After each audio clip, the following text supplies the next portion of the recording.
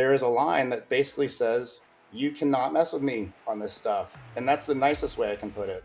So I can't be messed with is another way of saying it. I can't be blanked with, like whatever works for you. And you don't even necessarily need to say that because people get it.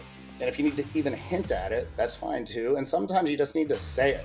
Welcome to the Freedom Point Real Estate Podcast, where we talk about creating more time freedom through passive real estate investing. Passive investing in real estate challenges conventional investment wisdom. We are passionate about learning and sharing resources with others who are ready to transform their investing mindset.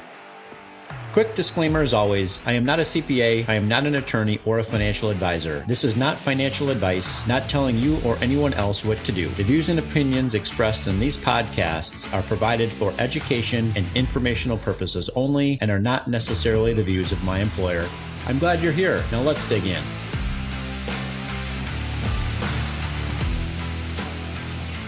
All right, welcome back, Freedom Point Podcast listeners. Thank you again for jumping into yet another episode of the Freedom Point. I'm so glad you're here with us again today. I've got another amazing guest, Tate Siemer. Tate, welcome to the show. Jeremy, love it, man. So glad to be here. Thanks. Of course, looking forward to chopping it up with you. So Tate is the visionary and CEO of Greenlight Equity Group, which currently owns apartment communities in both Columbus and Oklahoma City.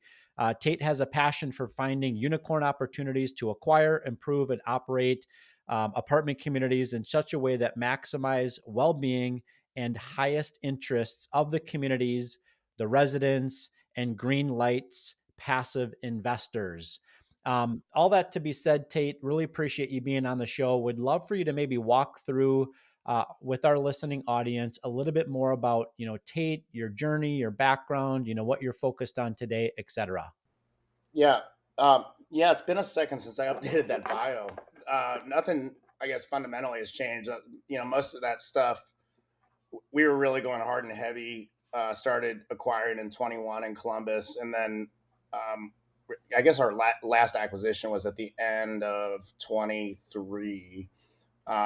We actually had a couple deals that we were under contract on that didn't work out. A couple of those were kind of painful exits on the not getting the transaction done. Happy to talk about those at some point, but and I've had this podcast, The Apartment Gurus, that you were just on, Jeremy, and episodes coming out really soon. Probably will be out by the time this gets out, but and that was the first one of those I'd done in a while. I've just have really backed off the multifamily activity to a large degree for reasons that we can talk about that are, have a lot to do with the industry itself and interest rates and, predictability in the markets. And I actually still think in Columbus, I think it's a buy time there. I really do. I still look at deals there, and I'm coaching one couple in particular about acquiring just inside of Columbus right now. So I've really still got my finger on the pulse and all my relationships going there. And we still have properties there. I think we have 4 or 5 right now.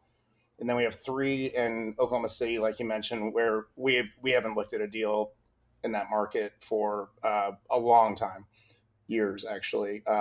So we're basically we have expertise and experience and relationships in Columbus and resources and market knowledge. So if we were going to do anything, I'd be there.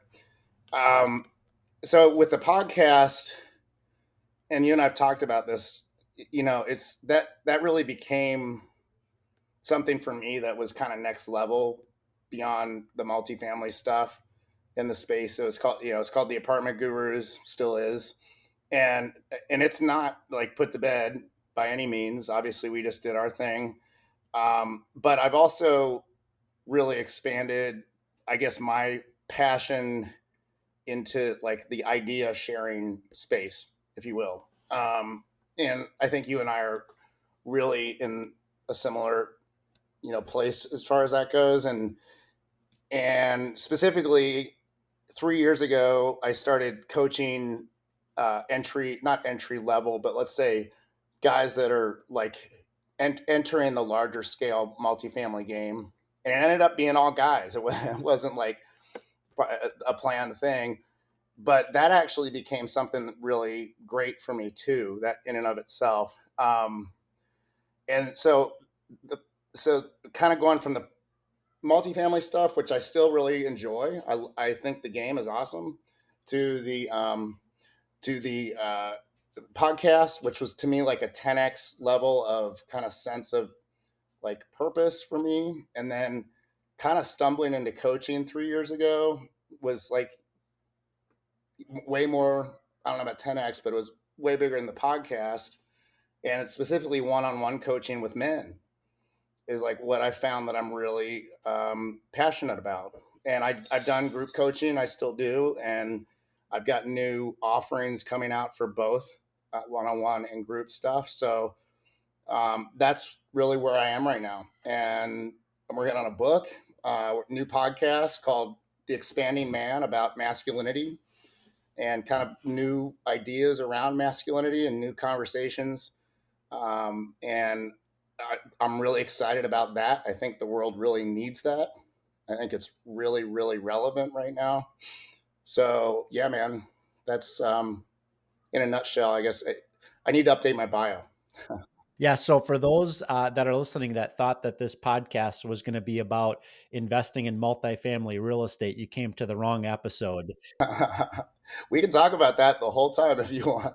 Yeah, exactly. No, there's a reason, listening audience, why I had Tate on the show today, and that is because I really wanted to talk a little bit about this concept of masculinity, in our culture today. And Tate's been, very vocal about pushing back against the progressive, watered down version of masculinity that's become a lot more common, in today's culture. And so, Tate, kind of a question for you, how do you define healthy masculinity? And what role do things like strength and leadership and purpose play in how you coach and live as a man today? Yeah, part of me like actually wants to ask you what your thoughts are on that because I know you have a lot of them, and I think actually we might both be a little bit surprised about some different similarities and differences between them. I actually have thought of myself politically as progressive for a long time, and that might surprise listeners, might surprise investors, and so and particularly in terms of like social issues, I'm definitely not like a hardline black and white dogmatic thinker at all in any way. So I wouldn't say that I'm like a down the middle progressive on all that stuff. And I don't really care, quite frankly. It doesn't really matter to me, that whole side of this. It's more about like what works, man. Like like what works for everybody, what works for all of us as a country, as human beings, as individual human beings, first and foremost. Like I think this for me, like our own relationships with ourselves is where it starts. And so the quality of like just how you relate to yourself every day, minute to minute. And for me, I think one of the magic ingredients has been what I think of as like this concept of self grace, like a willingness to be gentle and kind to yourself in the minute, in the moment when you make a mistake, when you drop the milk, you spill the milk, when you miss an easy pull shot, which I did 40 times 2 nights ago, like shots that you should make, and the balls are literally like jumping out of the pocket after they go in, type stuff. Like how you handle yourself in those moments, everybody notices that, and you notice that. Your subconscious notices that. So, and you're trained when every time you handle yourself with grace, you're training yourself self-conscious in how to handle yourself in future situations, right? And I've been doing this for a while. I'm 52, and I've done a ton of work, therapy from age 18 on, personal development work, hardcore since 2007, really, and all of it, right? All the ceremonies, all the books, all the self help books, and by the way, I grew up Christian, right? I was president of my youth council at church. Senior year, I led Christian retreats. I went to an all guys Catholic high school. Was never Catholic, but and I don't have anything. I don't have any issues with any of that stuff. Um, And I don't have any issues with like having to be right or disagree with anybody. It's cool. Whatever anybody feels or believes in their heart, like I don't pretend to have it all right. So I don't know, man. Does that start to answer any questions? Yeah, no, I appreciate that. And it does. And, for me personally, as it comes down to this kind of conversation between, masculinity and feminine, being feminine, right? It really, to me, comes down to, different roles, right? And what I, as a masculine man, feel more comfortable, with, and, where my wife being on maybe the more feminine side, or my daughter, right? What she feels more, comfortable with, just based upon, our design, right? And who we're designed to be. And so, I'd like you to talk a little bit more, if you don't mind, about, this, the new masculine motive, specific, yeah, specifically, what's your take, on how, modern culture, has tried to redefine, masculinity, and where do you think it's gone off course? I think it's gone off course on both sides, Jeremy. Quite frankly, I think the extremes are toxic. They just are. You know, when woke was originally a term, whatever 3 years ago, like to me, most of the ideas there actually lined up with where I was and worked. And then it didn't after a while. When everybody knows that and has seen it. No matter where you are, I think there's ridiculousness on that side, and then on the other side, dude, it's off the rails, and it's literally off the rails. So, and I don't need to probably say a whole lot more, but this, the idea of like toxic masculinity, in my view, isn't necessarily on the progressive woke thing. It's on the other side, and we have it from our top guy down. So, all that said, like, um, the new masculine motif. I, I don't like that may end up being either a book title or a subtitle of a book, and it was the best I could do to kind of get it like just creating something new because I don't think we can go back to any of it. Right? We've what like going in reverse on any of this stuff. Like none of it really worked anyway to begin with. So like, what's next? Like what's moving forward? So I was just like, I was in AI. I spent a lot of time in AI just brainstorming like how to like how to verbalize or put into language uh, the idea of a new possibility that we haven't necessarily seen on the planet in terms of what it means to be a man. And for me, like I'll just throw out like I think first and foremost is like just a willingness to like you said, just be like be in a role that doesn't necessarily have to balance masculinity and femininity. Like you don't have to be a balance. Like in my view, we have them both, and I think that's a good thing. But who says it has to be 50-50?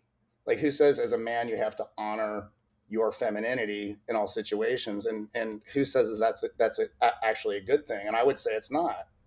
I would say that women, families, communities, in the world needs men that are willing to be men. And what I mean by that is real men. And what I mean by that is like kind, not nice, if that makes sense. I don't think the nice guys win or do anything important really at the end of the day. I think kind guys that are kind when deserved and needed do. And then those men are protectors, right? They protect their house, they protect their people, they protect their women, they protect their kids, they protect their country, they protect their planet. And then I think, let me see if I can get my head around the third one. I, I, I guess just like,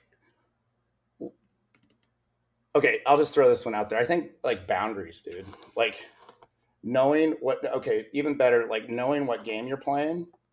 Like if you're playing tennis, the ball's either in or out. That's a boundary, right? So be clear about the game you're playing, number one, the rules of the game, because you're not going to change the lines on the tennis court. And then play the game as well as you can. And you can get really, really good at tennis, even in your 50s. I don't play tennis. I'm trying to learn how to surf though. So like, yeah, I think all that said, like, to me, there's this, and this is good. This goes for women too. Like, boundaries are absolutely magical. Like, if you know what you will let into your space and what you won't, like, that creates safety and security for yourself. It creates inner peace because, like, there is a line that basically says, you cannot mess with me on this stuff. And that's the nicest way I can put it. That's not the way I usually say it. So I can't be messed with is another way of saying it. I can't be blanked with, like, whatever works for you. And if you have that, and you don't even necessarily need to say that because people get it. And if you need to even hint at it, that's fine too. And sometimes you just need to say it. To, like, I said it to my mom one time. Not I won't be messed with, but like, Mom, we're not doing this anymore. And we talk about our family, you know. And that was like that was a pivotal moment in my life. And my mom and I are best friends. And I'm not a mama's boy. We're just best friends, and we have been. So, and that's another thing too, is like having those key relationships cleaned up. Mom and I have always been pretty much good. Dad and I, not always, but we're good now. And that's really recent for me. So like, and then to me, that just kind of all kind of lends to this concept of alignment, like alignment with yourself, your mission, your purpose, and then it's game on. I'm Zach Captainstall, CEO and co-founder of Rise 48 Equity. Our goal is to help you protect and grow your wealth by investing in large multifamily apartment buildings. We do all the work as far as sourcing these large apartment buildings from the brokers, doing all of the on-site management with our vertically integrated property management company, doing all the renovations with our vertically integrated construction company. We completely rebrand the exteriors. We will renovate the interiors to our full platinum level scope, which increases the value of the asset to get that profit margin for the investor. If you'd like to learn about how you can partner with us on these exciting opportunities, and go to our website and set up a call with our team. Yeah. No, I appreciate that. And especially, highlighting the impact of, parents on your own, relationship. And I think sometimes people get too stuck, in a certain pattern, later on in life, and they're kind of hindered, or almost enslaved, to those relationships that they had, in the past. And they're not able to come to any point of reconciliation there. So I appreciate that. I also appreciate, you highlighting, this concept of having boundaries, right? And, being disciplined, and really what, kind of strength means. I mean, I think about all kinds of different areas in my life where I desire to have strength. It could be, as the protector of my family. It could be, mental strength. It could be spiritual strength. It could be leadership strength. It could be physical strength, right? And all those kind of things are things that I, as a man, have as part of my own DNA, what gives me fulfillment in life, my purpose, and where I feel the most, comfortable serving, both my family as well as, my extended community. So I know that you, Tate, you work with elite men, who often have, the outward appearance of success. They've got money, they've got influence, they've got freedom, right? But they still feel like something's missing. What's usually at the root of that disconnect? Oh man, that's a great question. And I'll just say, like, when I say I work with elite men, I don't even necessarily think of myself as like elite. I think it's the easiest way of saying like men that are kind of in it to win it, and they're not going to quit. And they probably have already done some big things, but um, I got to see that they're up to big things now and are willing to do what it takes. And because I've seen the opposite too. Um, Sorry, man. What? Help me focus back. Back You sound like you have ADHD like me. clearly. So I'm with you here 100%. I can totally sympathize with you. It's really about, working with people that maybe they're elite, maybe they're not, right? But, they've got an outward appearance of success, right? They've kept up with the Joneses, so to speak, right? The money, the influence, something's missing in their life, right? Yeah. Okay, so for me, it was a clear connection to my sense of mission and purpose. You know, and that's that to me has to come after cleaning things up largely. And a lot of times that means cleaning up your own stuff, your own wounds or traumas or whatever stuff from your past that's like hanging you up. And then I think what you find there is once again kind of that sense of alignment, and there becomes like a when it really does happen, and it took me decades to get there, but it doesn't have to for everybody. And there's lots of ways of getting there, but when it really does happen, there becomes more of an ease and a flow, and then you can kind of look, you can dive into like, okay, I cleaned up the past. Now what future am I living into? And then you can kind of create that, from a blank slate. At that point, there's like, you can do anything at that point. So, I've got ideas around creating like single member AI based businesses that are cash flowing automatically, 10,000 bucks a month, 100,000 bucks a month kind of thing. And I coach that, and I can coach investing, in real estate. I could coach starting a yoga studio because I did that. I could coach being a professional photographer because I did that. But the vehicle is important, right? It's like multifamily was how I got here. So the vehicle is important, but the sense of purpose is, to me, like not an arrival point, but it's a big, big deal when you get to that point, and you're really aligned with that. And so I would say that's like what I kind of help everybody work towards. Yeah, makes total sense to me. And I think about, my own, life and journey, having spent, almost 25 years in the tech sales business, and then completely redefined, really, who I am, right? Not maybe as an individual, but in terms of what I'm focused on, my professional, journey. And it's very possible to make that change and that shift. So I really encourage folks that are out there listening today, that maybe they feel like they're stuck, right? They're stuck in in the corporate hamster wheel. Maybe they're stuck in terms of how, they're defined by other people externally. You can make a change. You can rip that Band-Aid off. Tate and I are two primary examples of guys that were laser focused on one thing, and now we're laser focused on something completely different. And we didn't do it in our 20s, right? I'm in my latter half of my 40s at this point, right? And I completely made this paradigm shift, at this stage in my life. And oh, by the way, I am the single income earner in my home with 4 children, right? So it's not like I had the comfort of sitting back, and resting or relying on, my wife's W-2, income to kind of supplement, And I am gonna interrupt here, like for listeners that don't know, Jeremy's crushing it. Like, you have, like, since the tech exit, you've done really big things, man. And I've seen a lot of people in this industry, and what you when did you, like, 4 years ago, 3 years ago? Yeah, two and a half years ago is when I started my journey. But it was a lot like we've talked about before. It was consuming a lot of content, reading books, having earbuds in my ears for thousands of hours at a time, really learning from others. It wasn't because I paid for any, coaching services or masterminds. And, I certainly didn't have a bag of pixie dust anywhere either. Right. It was just kind of taking that daily consistent action towards, what I wanted. And, I achieved that, a lot faster, and feel very blessed, as a result of that, short condensed journey that I went through. How guided did you feel about, like, in the decision to leave tech, and then throughout what you've done recently through the last 2.5 years, like, how connected to mission did you feel through all that? Yeah, no, it's a great question. And I kind of did it in the same way that like a franchise, owner would start their franchise entrepreneurial journey, right? A lot of folks that own, franchise brands today, whether it be, big brands or baby brands, right?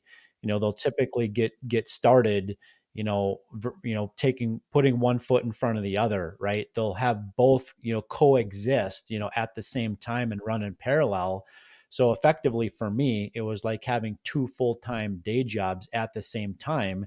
And it just became this point where it made no sense for me to focus on, corporate job while the side hustle was continuing to take, more time, more effort, more energy, of mine. And it was scaling and growing to the point in which I could release the dependence, on the W-2. I could rip that Band-Aid off and focus, really all my entrepreneurial, journey and efforts, on continuing to grow up, my business, which is called Starting Point Capital. So, For those that are listening to this, maybe the secret sauce is really very simple. Okay. It's getting educated, right? Finding resources. And by the way, all the resources are out there for free. All right. It just takes time. The second big one, Tate, just taking daily action, right? I didn't just decide one weekend to, start up a podcast, or one weekend that I'm going to, create a website, or one weekend I'm going to change my, brand, on social platforms, right? All those types of things just took daily, consistent action. It's like, they say, how do you eat an elephant? It's one bite at a time, right? Well, I was just slowly eating that elephant one bite at a time, but I also had clarity. I had focus. I knew what I wanted my goal to look like, or the end goal to look like. And I just reverse engineered from there. And then again, I just took those daily action steps every day, to get to the outcome that I desired. Yeah. And then what I would add is, like, for me, like, I didn't know when I started in multifamily that I was going to start a podcast. That was my coach telling me to do that. And I just followed his guide. So I would actually add to that mix that, hiring a coach, like, it accelerates the whole timeline. But to your point, like, it's step by step. And, like, so, multifamily led to the podcast, led to going to conferences, led to people knowing me that I didn't know. And then I don't even remember, like, how I even started the coaching thing, like, what the technical trigger was on that. But, like, people finding me at the right time and becoming clients. One who still is and is one of my best friends, Tom Kirkpatrick. And and then it's just, and then that led to, kind of where I am now with what I want to coach about, right? Which is totally different, and the higher and higher sense of purpose. And I didn't know any of that was coming, right? I did have end goals, and I had them reversed engineered, but for me and my path, like, I never got to those. I never even got close to those. Well, 1,000 doors we kind of got close to, but so, and everybody's different too. Everybody's journey and path is going to be different, and that's, I think, the art. There's an art to honoring that, internally and externally. So yeah. And then your book, man. I mean, you wrote a book on this stuff in the last whatever year or so. But Thanks for all these commercials. I appreciate it. I don't have my copy yet. I'm in Mexico. Yeah, that's okay. We'll get you a copy here soon. But yeah, I appreciate you highlighting the importance of, having a network and surrounding yourself with other coaches, mentors, people that, are one or two or 10 steps ahead of you. You're right. I didn't do it that way. Most of my coaches and mentors didn't even know that they were coaching and mentoring me. I would just follow them around on different podcasts that they were a part of, or different books that they might have authored. But you're exactly right. It's a team sport, right? Whether you're in real estate, or whether you're teaching about, the topics of masculinity, or you're a physician, an airline pilot, a church pastor, it doesn't matter, right? We all need a network. It's a team sport. Life is a team sport. So really encourage people to level up their game by surrounding themselves with, people that can call them up and not pull them down, right? Right. Yep. So well said. And yeah, team sport. That was one of the fundamental concepts of multifamily from day one. And if that means you have a coach in your corner, that's great. If that means you have digital mentors like Jeremy's talking about, you're talking about, dude, or books that you're reading by people, that's all good. Um, I was thinking about the masculine motif concept, and I may want to update that, because quite simply, it kind of just comes down to, like, life mastery, like, and that can be for certainly 100% for women, but for men, it's a different game than for women. And I'm not a woman, so, and my dog's barking in the background. I have no idea why, but yeah. So, and to me, being a master at anything is really fun. Like, that's why I love skiing. It gives me access to doing something differently than I can do anything else, which gives me an access to experiencing myself and my life and life in general in a way that I can't anywhere else. And it's just super, super fun. And if you've been there, whether that's, like, playing an instrument, or telling a joke, or whatever, loving on somebody the way only you can. Like, I think everybody knows what it means to be a ninja at something. I did a post on this morning. Like, we've all had ninja moments in our life, and they're super fun. And that's kind of where the juice is for me. Yeah, no, I love that. Well, we don't do any surfing up here in Minnesota where I'm from, but definitely we got bit by the pickleball, craze for sure. So They're surfing on Lake Superior, man. It really is. yeah, no, I've actually seen some of those guys surfing up there in November, with their full body suits. So cool. Well, Tate, this has been a great conversation. Really appreciate, having the chance to kind of chop it up with you today. What would maybe be one or two different ways that our listening audience can connect with you to learn more about what you're up to? Dude, that's such a good question. And that I'm just going to I'll throw it two ways. Just, you can text me, 801-699-4532. And then right now, email Tate Siemer, DTSIEMER @gmail.com. Landing pages are kind of in the works and being transition, and Greenlight website, all that stuff's out there. LinkedIn, all this. Okay. Instagram @Tate Siemer. There you go. Instagram @Tate Siemer. Go there first. I'm trying to really grow that fast. Good. Yes. And definitely follow Tate because he's going to be authoring a book here. He's also going to be launching a podcast, as he mentioned before, called The Expanding Man. So definitely want to follow Tate. Again, Tate, really appreciate the value that you brought our listening audience today. Thank you, brother. Loved it. Of course. And listening audience, thank you again for jumping into yet another episode of The Freedom Point. We look forward to having you join us on the next episode. Thank you for hanging out with us today and for listening to the Freedom Point podcast, powered by Starting Point Capital. This show is for entertainment purposes only. Nothing said on this show should be considered financial advice. Before making any financial decision, please consult with a professional. This show is copyrighted by the Freedom Point podcast. Written permissions must be granted before syndication or rebroadcasting. If you're interested in connecting, you can find contact information at startingpointcapital.com.